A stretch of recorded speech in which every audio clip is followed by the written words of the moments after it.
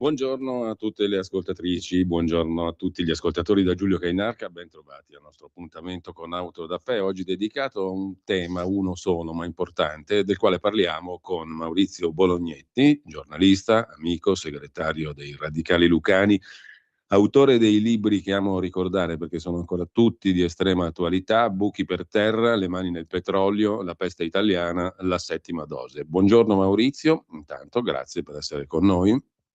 Buongiorno a te, buongiorno agli ascoltatori di Radio Libertà e complimenti per questa bellissima sigla. Un po' rimaneggiata rispetto al pezzo di Nino Ferrero originario, ma comunque introduce, e poi c'è questo inserto di Elia Scanetti che mi sembrava opportuno per questi tempi. Assolutamente opportuno. Allora, qual è l'argomento di oggi? L'argomento di oggi è molto semplice, tu l'hai posto con grandissima evidenza e con grandissima chiarezza, mi viene da dire come al solito.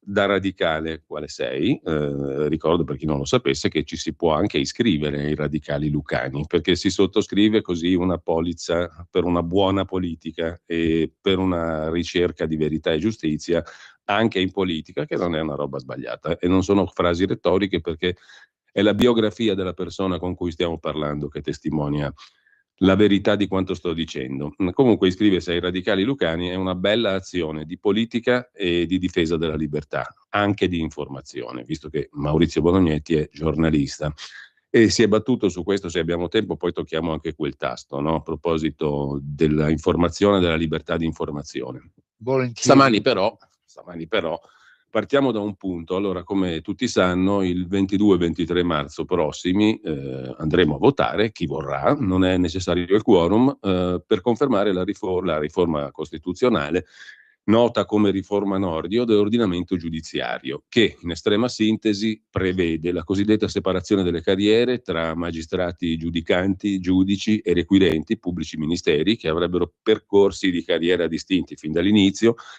con concorsi e formazione separati. Si introducono 2 consigli superiori della magistratura, 2 organi di cosiddetto autogoverno, uno per i giudici e uno per i pubblici ministeri, entrambi con componenti estratti a sorte. E qui ci avviciniamo al tema vero della conversazione di oggi.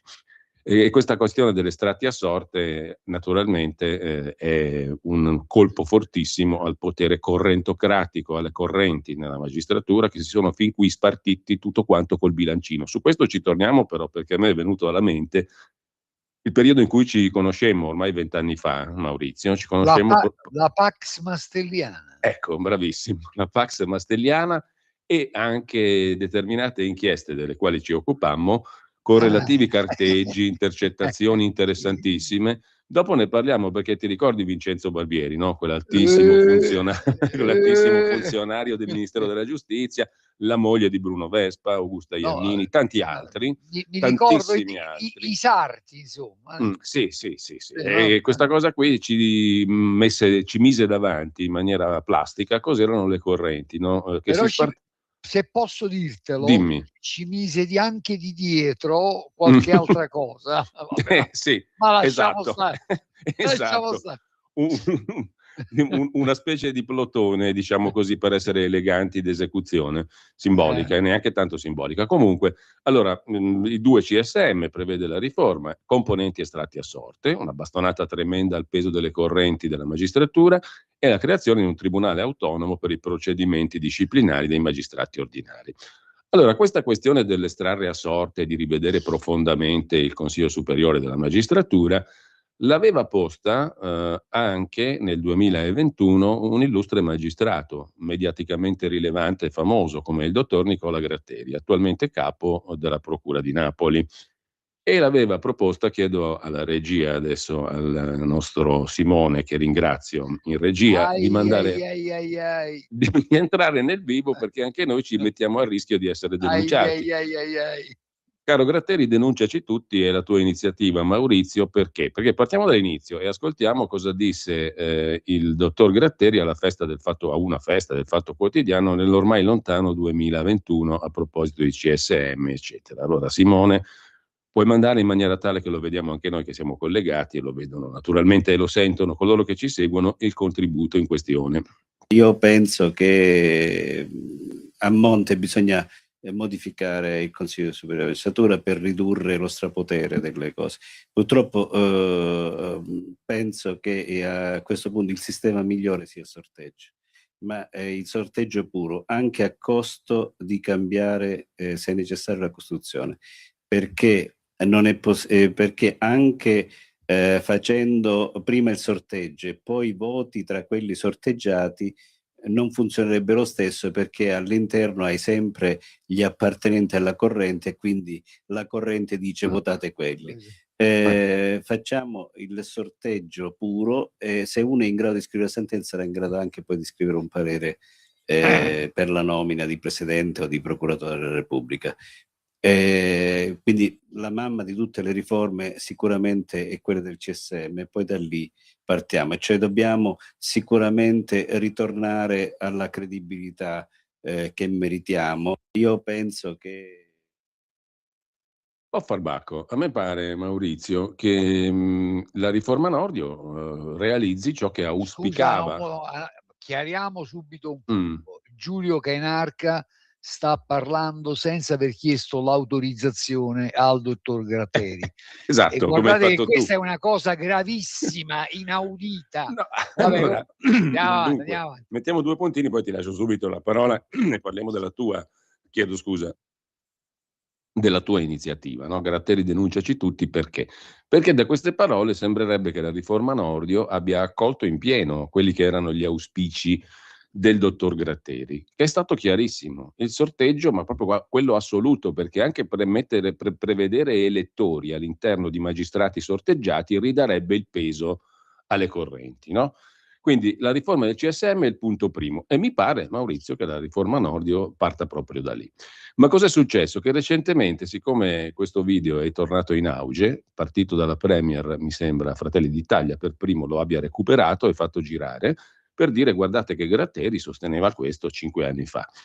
Ebbene, di fronte a questo recupero delle parole del dottor Gratteri, il dottor Gratteri ha detto io non ci sto, anzi non solo io non ci sto, ma denuncerò, a partire da Fratelli d'Italia, tutti coloro che utilizzeranno questo mio video per supportare le ragioni del sì alla riforma costituzionale della giustizia. Con riferimento alla diffusione di un mio vecchio intervento sulle correnti, che un partito politico sta associando alle sue ragioni del sì al referendum, ha detto il dottor Gratteri, tengo a precisare 2 cose. Nessun partito è stato da me autorizzato ad associare il mio nome a questa campagna referendaria, Sua Maestà, e il testo proposto per questo referendum, per il sorteggio del CSM, è molto lontano da quello che era la mia idea. Ora, su questo si potrebbe discutere, ma il problema è che il magistrato intende denunciare chiunque ricordi le sue parole a questo punto, perché si tratta semplicemente di ricordare le sue parole. Al che, Maurizio, tu hai appena scritto, tra le altre cose, una lettera aperta al dottor Gratteri. Vogliamo partire proprio da lì? Perché non solo hai scritto una lettera aperta, ma hai anche allegato alla lettera aperta al dottor Gratteri le ricevute di consegna di un'autodenuncia, perché tu l'hai preso sul serio, il dottor Gratteri ha detto questo vuole denunciare chiunque, che tra l'altro siamo veramente in una situazione quasi paradossale, grottesca, perché surreale, il dottor Gratteri minaccia denunce, e una l'ha fatta, se non sbaglio, proprio a Fratelli d'Italia, per aver trasmesso pubblicamente quello che lui pubblicamente disse. Non c'è nessuna violazione di privacy, anzi, anche perché l'argomento è totalmente pubblico.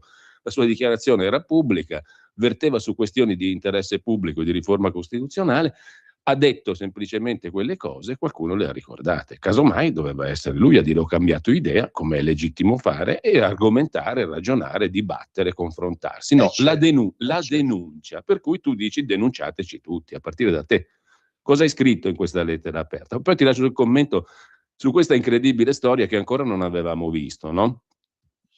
Sì, sì, ma guarda, intanto sulla tua ottima descrizione di questo contesto che diventa veramente, anche per certi aspetti, inquietante l'intervento del dottor Gratteri, sembra che si stiano ribellando, perché questa è l'impressione che ho io, coloro che hanno detenuto nel corso degli ultimi decenni un potere enorme e quindi io dico anche stiamo attenti, perché mi aspetto che possa accadere da un momento all'altro davvero di tutto.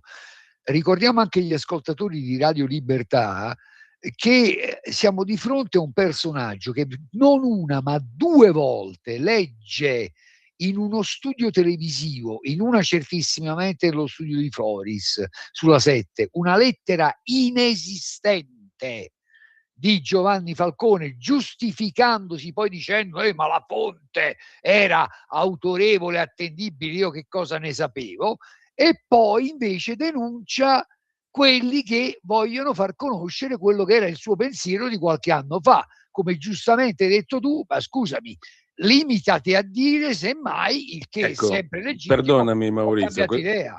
tu hai accennato a una cosa importante, io la voglio puntualizzare ulteriormente, perché quello che ha fatto il dottor Gratteri in diretta, se non sbaglio alla 7 di martedì di Alla Floris, 7, alla 7. allora è una cosa gravissima. Il procuratore, un magistrato, prima di fare una figuraccia del genere e di dire una cosa falsa, perché era falsa oggettivamente, l'intervista a Falcone era falsa.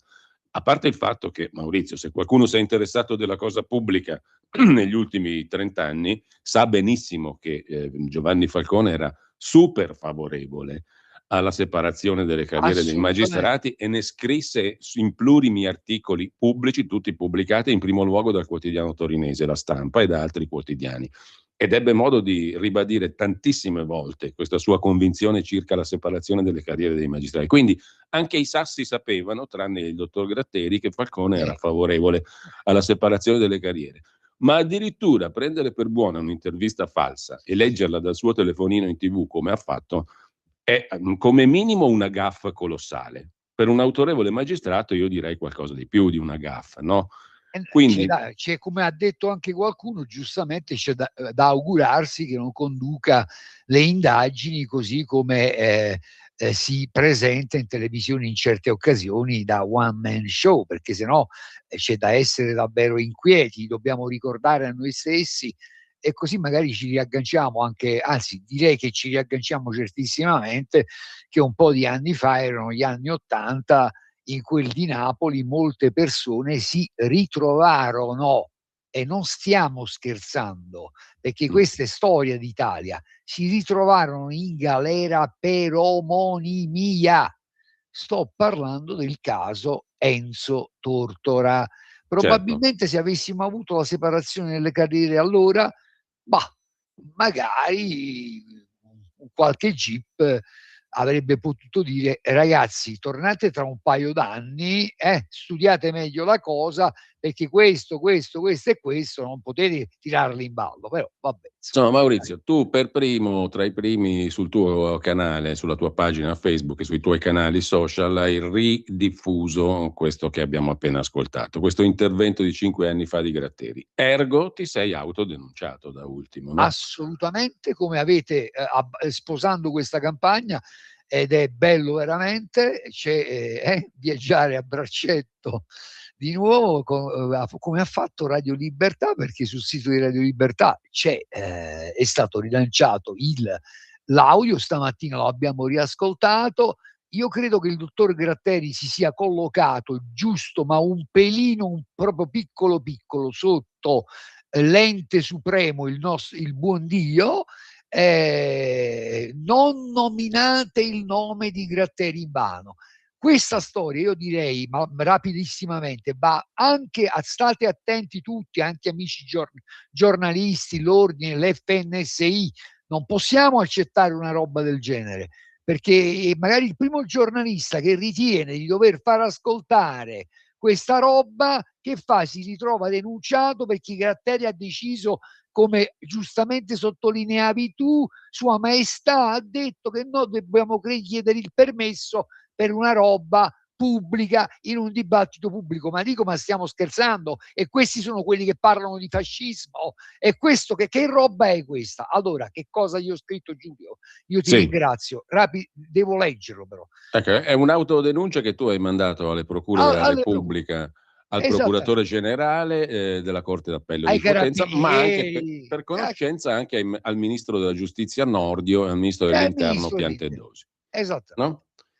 Parlaci di questa tua iniziativa, di questa tua lettera aperta, allora, alla quale presumo che il dottor Gratteri, se vuole, può rispondere, no? Perché il senso di quella lettera... Non vedo l'ora che risponda, guarda, perché io credo che qui dobbiamo veramente, occorre mettere dei paletti, laddove, aggiungo, il dottor Gratteri la leggesse bene questa riforma, tutto è migliorabile, però a me sembra che sull'aspetto proprio del sorteggio sia stata pensata bene. Comunque, Forse diciamo, anzi, per entrare nel merito, è proprio quello il cuore della riforma, è no, quello che anche dà più lì. fastidio ai poteri correntocratici. Ma figurati, è quello, e lo evocavi tu prima, no? 2007, tra parentesi, la Pax Mastelliana per altro tipo di lottizzazioni, ma comunque. Egregio dottor Gratteri, in allegato troverà copia delle ricevute di consegna dell'autodenuncia che ho inteso inviare alle procure della Repubblica di Potenza, eccetera, eccetera. Salto. Il sottoscritto, egregio dottore, non ha nulla da nascondere, per cultura agisce sempre alla luce del sole. Ho inteso autodenunciarmi perché lei solo pochi giorni fa ha minacciato, incredibile ma vero, di denunciare chiunque osi far ascoltare alcune sue dichiarazioni, accostandole alla riforma dell'ordinamento giudiziario che, come è noto, sarà oggetto di referendum costituzionale il 22 e 23 marzo. Chi le parla, dottor Gratteri, è da 40 anni favorevole alla separazione delle carriere e a provvedimenti che eliminino l'indecente e correntizia occupazione di un organo esso sì costituzionale qual è il CSM. Nel 2019, tanto per essere chiaro, non fui certo tra coloro che caddero dal pero ed ebbero la faccia tosta di stupirsi per le rivelazioni da parte di Palamara del più classico dei segreti di Pulcinella, il CSM lottizzato dalle correnti dell'ANM. Men che meno, e a futura memoria, ho mai ritenuto il dottor Palamara, ma questo io la penso così, una vittima o un novello caso Tortora. Al massimo Palamara, a mio modo di vedere, è il carnefice che in certe logiche, a un certo punto, finisce sotto la ghigliottina del boia, e fa male finire sotto quella ghigliottina. Se lei mi chiedesse se sono favorevole al sì, non potrei che risponderle che lo sono. Non potrebbe essere altrimenti, considerando la mia storia politica, eccetera, eccetera, perché tra l'altro io sono uno di quelli che ha raccolto le firme in calce al referendum che abbiamo votato nel 2000, quello abrogativo, stravinto, 70% a favore della separazione delle carriere, 30% contro. Stavolta, come hai giustamente e opportunamente sottolineato tu, non fatevi illusioni, il quorum non vi salva, perché non c'è il quorum. Salto un po' perché sennò veramente sono troppo lungo. Lei, dopo una serie di in cosa credo io, che le cose in cui crediamo sono importanti, non sono secondarie, se per esempio vogliamo essere una moderna liberal democrazia o assomigliare a qualche altra cosa, dopo un po' di avendo e volendo anche citare una cosa importante per me, Giulio, consentimelo. Sì. Io sono d'accordo con Sciascia quando Sciascia dice mi ripugna essere definito garantista, io sono assolutamente d'accordo. Non mi ritengo un garantista, sono uno che crede nel diritto, nei diritti, nello Stato di diritto democratico, un uomo che crede nella giustizia e magari nella giustizia giusta.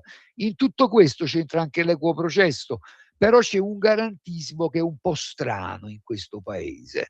Ma mi fermo. Lei in cosa crede, dottor Gratteri? Spero non negli arresti per omonimia, nelle TV convocate per mostrare un uomo che sta per essere portato al mattatoio dei Pandico, dei Melluso, dei Barra. In cosa crede, dottor Gratteri? Se lo ricorda cosa dovrebbe essere uno Stato di diritto democratico? Nel caso in cui intenda rispondere sì, tocca ahimè ricordarle che siamo a tutt'oggi inadempienti avanti rispetto all'articolo 111 della Costituzione e anche rispetto al codice Vassalli del 1900. Quanto hai fatto bene, Maurizio, te lo dico da cittadino, a ricordare questo aspetto, perché l'articolo 111 della Costituzione, che poi magari recuperiamo un attimo perché a beneficio di tutti, è importantissimo. Però ti lascio finire perché poi lo recuperiamo dopo. È quello che garantisce il cosiddetto giusto processo, cioè la parità tra le parti, accusa e difesa, che è una cosa ancora chimerica, lontanissima da C'è raggiungere. qualche magistrato che non è al corrente, evidentemente, il che ci preoccupa non poco. In cosa crede? Mi faccia capire. Lo sa che in questo nostro paese dovrebbe vigere il rispetto dell'articolo 21 della Costituzione? Quella sua denuncia contro chi ha osato far ascoltare sue parole pubbliche pronunciate in un pubblico dibattito, io non riesco a non percepirla. Ascoltate bene, amici dell'ODG e dell'FNSI, perché poi non vi lamentate, ammesso che abbiate voglia di lamentarvi, come un gesto di tracotanza e un insulto all'articolo 21. Non avevo certo bisogno di questo teatrino per convincermi a votare sì, ma se possibile la convinzione è stata ulteriormente accresciuta dal suo comportamento. Non le chiederò, egregio dottor Gratteri, se lei ha mai visto quel film intitolato Indagine su un cittadino al di sopra di ogni sospetto, e nemmeno starò a chiederle se ha mai ascoltato quel bel brano di De André intitolato Un giudice. Non lo faccio anche per evitare equivoci. Quel che invece faccio e debbo fare è chiarire che non sono un nemico dei magistrati e della magistratura. Non mi piacciono stereotipi e schematismi, non partecipo a giochi delle parti e ritengo altresì obbligato e doveroso denunciare qualcosa quando c'è da denunciare. Dal mio punto di vista, garantismo, quella parola che mi ripugna, è anche questo, oltre ad essere equo processo. Dottor Gratteri, la mia parola l'ho mantenuta e sono corso ad autodenunciarmi, anche in atti, anche se vuole per rispettare le sue parole, ma non sto scherzando. Lei adesso cosa farà? Sapendo che da 2 giorni ho diffuso con tutti i mezzi disponibili il video sul quale lei pretende di imporre la censura, eppure non si tratta di un video pornografico, sì, che come sa tra l'altro sono stati abbondantemente sdoganati. Mi faccia sapere, non essendo io Matteo Messina Denaro, il mio indirizzo è noto a tutti. Un'ultima cosa, e questa, Giulio, secondo me è una frase, passano gli anni, più la rileggo, più penso accidenti, ma come è riuscito quest'uomo tante volte a descrivere questo accidenti di paese che noi tutti amiamo. Ed è Leonardo Sciascia che a un certo punto in un'intervista alla Stampa dice: siamo al 6 agosto dell'88. 88. Io ho dovuto fare i conti da 30 anni a questa parte, prima con coloro che non credevano o non volevano credere all'esistenza della mafia, e ora con coloro che non vedono altro che mafia, i cosiddetti professionisti dell'antimafia. Questo lo aggiungo io perché anche questo, di volta in volta sono stato accusato di diffamare la Sicilia o di difenderla troppo. I fisici mi hanno accusato di vilipendere la scienza, i comunisti di aver scherzato con Stalin, i clericali di essere senza Dio e così via. Non sono infallibile, ma credo di aver detto qualche inoppugnabile verità. Non ho, lo riconosco, il dono dell'opportunità e della prudenza, ma si è come si è. Ecco, amico mio, se posso, sì, perché siamo amici, lo voglio dire in questa trasmissione telefonica, trasmissione radiofonica, il che non significa che siamo sempre d'accordo, magari possiamo anche litigare, magari litighiamo, no? Però io dico a Giulio Cainarca, te la dedico questa frase. No, lo riconosco il dono dell'opportunità e della prudenza. Ma anche tu sei un uomo esattamente così, sei come sei, e per fortuna, dico io, sei come sei. Ci siamo ritrovati bene, allora. Lo dicevo prima, lo testimonia tutta la tua attività politica e giornalistica, e per quello ho voluto citare anche i tuoi libri, che rimangono di stretta attualità. Allora, tu hai posto con chiarezza, come al solito, con estrema chiarezza, il tema. Io lo voglio integrare, visto che ci mancano solo 2 minuti, e poi ci ascoltiamo anche in conclusione il brano che tu hai ricordato di De André, Un giudice. A chiudere la nostra conversazione di stamani, voglio ricordare quell'articolo giustissimo di civiltà assoluta, che tra l'altro è stato modificato ormai da tantissimi anni, l'articolo 111 della Costituzione, ben dopo l'introduzione del cosiddetto processo accusatorio, no? Il codice che tu ricordavi dell'89, che ha modificato la struttura del nostro codice penale e della nostra giustizia, e che ha introdotto determinati principi che sono riassunti nell'articolo 111, che è di estrema chiarezza ed è anche di estrema civiltà, perché lì si parla di giusto processo regolato dalla legge. La giurisdizione si attua mediante il giusto processo regolato dalla legge, che detta così sembra un'ovvietà, ma nel nostro codice è entrata relativamente di recente, in virtù anche della modifica del codice penale, ma della Costituzione medesima. Ora, ho la netta sensazione, Maurizio, che questo primo comma dell'articolo 111 e il secondo, anch'esso estremamente importante, siano ancora inattuati, perché il secondo comma dice che ogni processo si deve svolgere nel contraddittorio tra le parti, cioè accusa, difesa, e parti civili, in condizioni di parità, davanti a un giudice terzo e imparziale. E, tra l'altro, togliere potere alle correnti, separare le carriere di giudici e pubblici ministeri, cioè di accusa e dell'accusa e del giudice che deve giudicare, dal mio punto di vista significa garantire le condizioni di parità tra accusa e difesa, perché mi sembra che sia un passo essenziale. Però ci manca tutta l'altra parte, cioè quella di garantire veramente la parità tra accusa e difesa, e di garantire che il contraddittorio tra le parti e la formazione della prova avvenga nel contraddittorio, in condizioni di assoluta parità. Cominciamo ad avere un passo verso il giudice terzo, no? Perché la separazione delle carriere a quello mira sostanzialmente, ma poi c'è un lavoro enorme da fare per attuare ancora questo articolo. Non siamo che all'inizio, no? Certo. Però insomma, penso che qualche puntino lo abbiamo Però messo. stiamo facendo un passo avanti nella direzione giusta, e non va bene, non va bene. No. E poi soprattutto la cosa più incredibile, tu hai ricordato giustamente l'articolo 21, ricordare le parole che un magistrato famoso ha usato in pubblico diventa oggetto di un'intimidazione, cioè se tu le usi ti denuncio. Allora, Maurizio, stiamo a vedere che succede, se qualcuno risponderà anche alla tua lettera aperta, che ti ringrazio per aver letto qui in diretta, e ci ascoltiamo Un giudice di Fabrizio De André per concludere la nostra conversazione. Grazie a Maurizio Bolognetti, fatevi un giro sulla sua pagina Facebook. Grazie a voi. Grazie a te.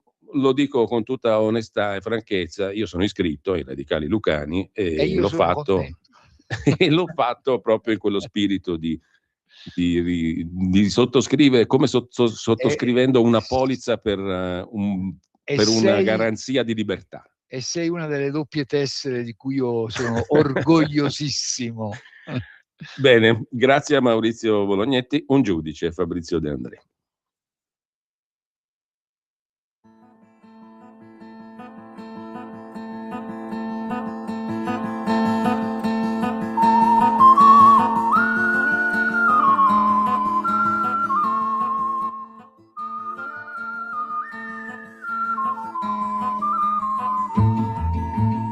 Cosa vuol dire avere 1,5 metri di statura? Ve lo rivelan gli occhi e le battute della gente, o la curiosità d'una ragazza irriverente che vi avvicina solo per un suo dubbio impertinente? Vuole scoprir se è vero quanto si dice intorno ai nani, che siano i più forniti della virtù meno apparente, fra tutte le virtù la più indecente.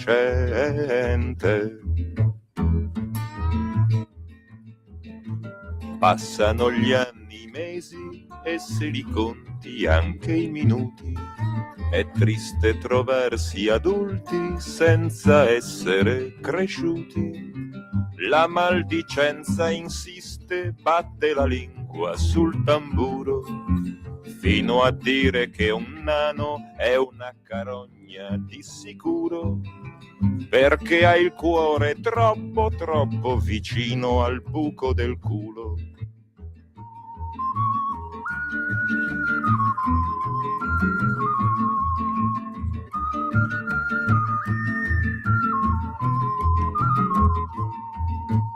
Fu nelle notti insonni, vegliate al lume del rancore, che preparai gli esami, diventai procuratore, per imboccar la strada che dalle panche d'una cattedrale porta alla sacrestia, quindi alla cattedra d'un tribunale. Giudice finalmente, arbitro in terra del bene e del male. E allora la mia statura non dispensò più buon umore a chi alla sbarra in piedi mi diceva vostro onore, e di affidarli al boia fu un piacere del tutto mio, prima di genuflettermi nell'ora dell'addio, non conoscendo affatto la statura di Dio.